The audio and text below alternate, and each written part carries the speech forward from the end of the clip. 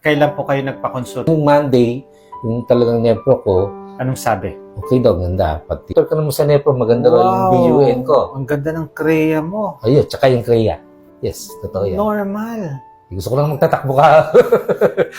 Last week pa yan, gusto ko lang magtatakbo sa Batangas. Kasi, Ganda ng EGFR mo. Apo, yan. Yan. Ang ganda ng BUN mo. Ano daw, sabi niya, sabi ko, Dok, anong ano yan? Ito, ang ganda. Sabihin ko to ako kasi masunurin ka.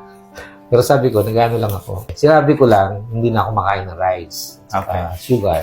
Okay. Sabi ko, hindi ako na. Talagang nililimit ko. Wala siyang complaint. Wala naman. Alam niya na diet ako. Oh. Kasi nung araw pa, ang binabawal lang sa akin, isang nepro ko, meron pa ako isang nepro bago siya Bawal daw ako kumain ng pork and bawal ako kumain ng beef. Yan ang sabi sa akin. Kaya nasasyak ako dahil siyempre kakain ako nung pinagbawal ng nepro ko. Hindi ko na mag-mention ko sinong tutorial.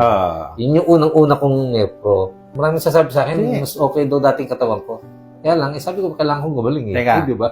Yan yung mga nasanay kasi sila sa itsura ko. Sa itsura mo dati. Yun na. So kung 5'4 ka, 49 to 60 kilogram ang normal.